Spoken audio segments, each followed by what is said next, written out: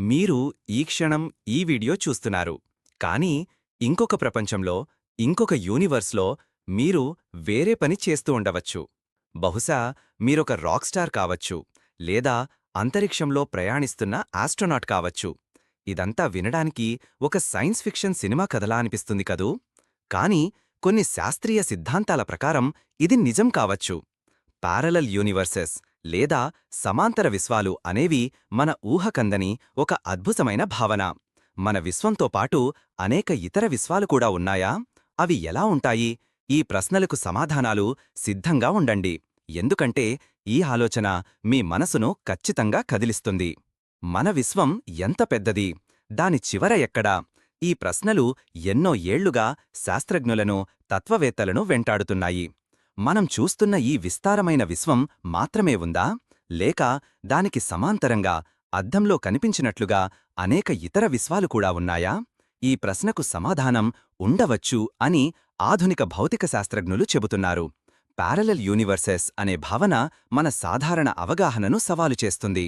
Big bang సిద్ధాంతం ప్రకారం మన విశ్వం ఒక చిన్న బిందువు నుండి పుట్టి విస్తరించింది. కానీ ఈ బిగ్ బ్యాంగ్ లాంటి సంఘటనలు ఒకటి కంటే ఎక్కువ జరిగాయని కొందరు శాస్త్రజ్ఞులు నమ్ముతారు. దీనిని మల్టీవర్స్ థియరీ అంటారు.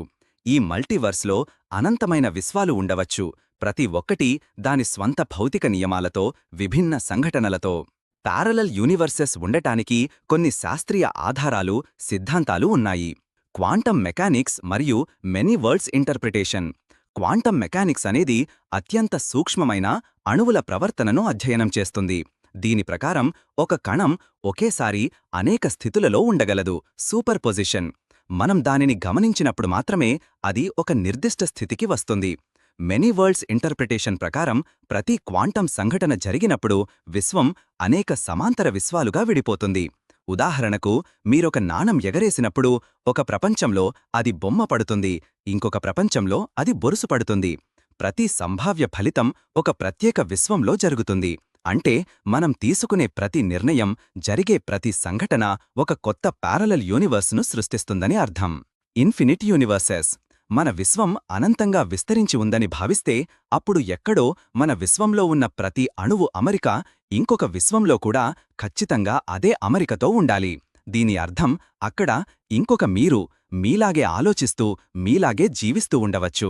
ఈ ఆలోచన కొంచెం గందరగోళంగా అనిపించినా అనంతం అనే భావనలో ఇది సాధ్యమే. బ్రానే మల్టీవర్స్.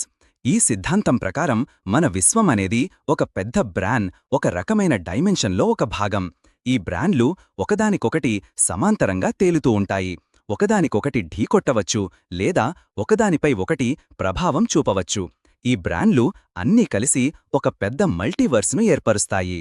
Cyclic universes. కొన్ని సిద్ధాంతాలు విశ్వం నిరంతరం పుట్టుతూ, నశిస్తూ ఉంటుందని చెబుతున్నాయి. ఒక విశ్వం నశించినప్పుడు కొత్త విశ్వం పుడుతుంది. ఇలాంటి ప్రక్రియలో కూడా అనేక పారలల్ యూనివర్సెస్ ఏర్పడవచ్చు. పారలల్ యూనివర్సెస్ అనేవి ఇంకా శాస్త్రీయ థియరీలు మాత్రమే. వాటి ఉనికిని నేరుగా రుజువు చేయడానికి మనకు ఇంకా సాంకేతికత లేదు. కానీ ఈ ఆలోచన మనకు విశ్వం గురించి, మన స్థానం గురించి మరింత లోతుగా ఆలోచింపజేస్తుంది.